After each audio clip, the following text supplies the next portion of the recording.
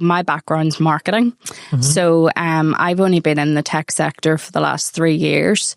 And I started off in a project management role with Scaffold. And then over the last year, just over a year now, I've been leading the business development side of things. So it's really about having those conversations. Like, it really does. It just goes back to the basics. So understanding what a company does. Are they trying to grow? Are they trying to scale? Where's their pain points? Where's their challenges? The cold calling side of it, I don't think works particularly well. You really just have to get out there, get out to be at as many events as possible, speak to as many people as possible, and just really try and understand their business. And then kind of the conversations go from there. Okay. And is that sort of thing you'd always thought you'd be doing, like even whenever you were younger at school and things like, yeah, or is that just too big a jump to even think about that? I think your job? I was asked to write a piece recently for the Northern Ireland Chamber. And it took me, I think the nice thing about writing that piece and kind of going through that process was you really got time to sit back and reflect where your career has started to where you are now. And I think that I've almost kind of like married everything up through my experience, which has been pretty nice to kind of see how that has actually evolved. So, as I said, I started out in marketing and then moved into project management. And then really, I suppose, through the marketing aspect, you're kind of spotting opportunities. You are, developing long-term relationships with your clients as well. And now you have kind of like brought it all back, and I'm in this BD role, and there's so much of the experience that I've gained from the early stages that has just naturally evolved into what I'm doing day to day. Okay. And what sort of skills would you say are needed for someone to be in that sort of marketing business development role? So I think you have to be pretty resilient. I think you have to be... Do you hear no a lot, do you? Or just ghosted? Or Oh, every day. Every day. Yeah. So I've definitely learned to be really, really resilient. Probably now more than ever. But I've probably, like with everything, you're on your own kind of like career growth journey as well. And you kind of just like develop these kind of like resilient skills along the way. I think that if you can... I'm quite creative. So that's been a real, in my role now, it's real highs and lows as far as you could have a full schedule of events. You have meetings back to back, and then you've done all of the follow-ups, and then you're just waiting to hear. So you have to be quite creative in how you can kind of fill up the diary again. So, I think that just... I don't know. I think you just sort of develop as you go. Yeah. Probably learn new skills along the way. Yeah, that's good. Take us back to when you were at school. So at Workplus, we're involved in things like work experience. Yes. So what did you do for work experience when you were at school? Gosh, I actually thought I wanted to be a teacher. Okay. So I did. And I actually thought I wanted to be a special needs teacher. So my work experience was in more special needs schools. So Fleming Fulton, that's where I kind of did my work experience. And then I suppose whenever I was at school, it was if you weren't going to be a lawyer, a doctor, a solicitor, you were almost pushed away to the side a little bit. So I kind of was out there just trying to work out what I wanted to try and do by myself. Obviously with the support and guidance of my mum and dad and all of that there. But really, then I went in and did a communications and PR degree. So I kind of moved away from the whole teaching aspect altogether.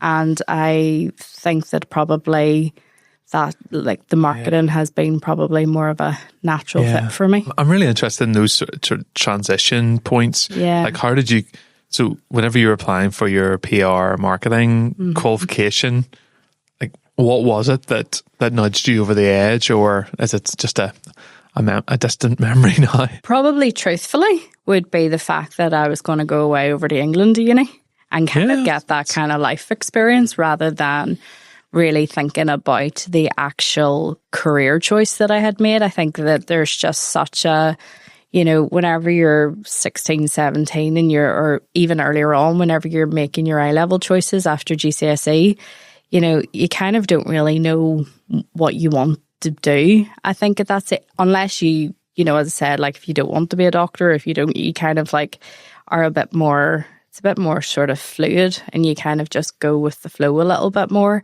I've always had like a natural flair for putting on events and charity work, and I suppose the marketing, communication, PR side of things was maybe something that I had been around more. So therefore, potentially, you know, in the subconscious, that's maybe what led me down that route. Yeah. Very hard to say, but yeah, we probably didn't have a huge amount of steer whenever I was at school. Yeah.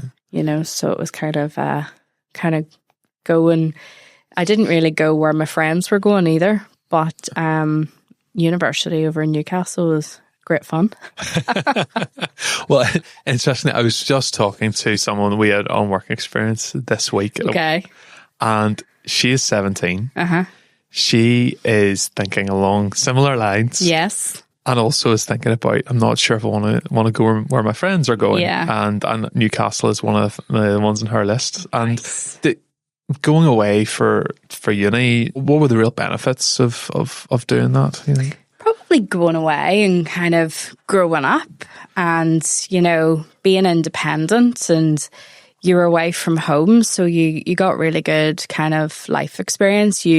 I think I've always been quite independent, but you became, you know, that's where really you learned, you know, how to be independent. And I think as well, like, you know, you had to make sure that it was on you to get up in the morning and get to your class. And probably as well, that has naturally helped even my role today, because you really have to be self-motivated and a self-starter to kind of like, right, what's next in the agenda? And, you know, meetings, if you're waiting to hear back from someone, you have to kind of be creative and kind of be a bit of a go-getter. Mm-hmm. So yeah, so there's a lot of growing up, I guess you do. Yeah. Yeah, definitely. In that moment, yeah.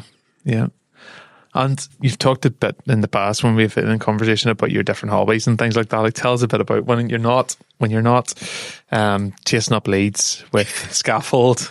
What are the sorts of things that Amy Martin gets up to? So I've recently just come off a 6-week golf program, which I done with Shandon Golf Club. Okay. So that was good. It was every Wednesday night for the last 6 weeks. So I thoroughly enjoyed that. Whether I will take it up or not, I'm not sure, but really enjoyed it anyway. And I'm in my gardening era, so I am loving the garden. I bought a new house just before Christmas, so kind of renovations, DIY, bit of gardening is all very much on the agenda and keeping me busy for sure. Brilliant. So, brilliant. Yeah. And did you tell me you're sailing as well, like last year? Yeah, we do a bit of sailing as well. Yeah. We've done quite a lot of sailing holidays as a family. Oh, wow. So, and then I did a bit of a Women into Water course last year and got our YA1 certificate. So, means whether we'll do it again this year or not, I'm not sure. I sort of feel like I'm a bit of a take them up and then maybe don't continue on, but it's just finding the time, you know, yourself, you know, just trying to get the time. And it's nice whenever you kind of have a few people as well that you can do these things with. Mm-hmm. So, yeah. So being with others is something that you really value. Big time. Yeah. And it's funny because we actually, as a company, are a remote company. So, you know, with being in the Ormeau Baths here, there's, you know, the likes of yourselves and the team at Workplus and so many others. Like, it's just great.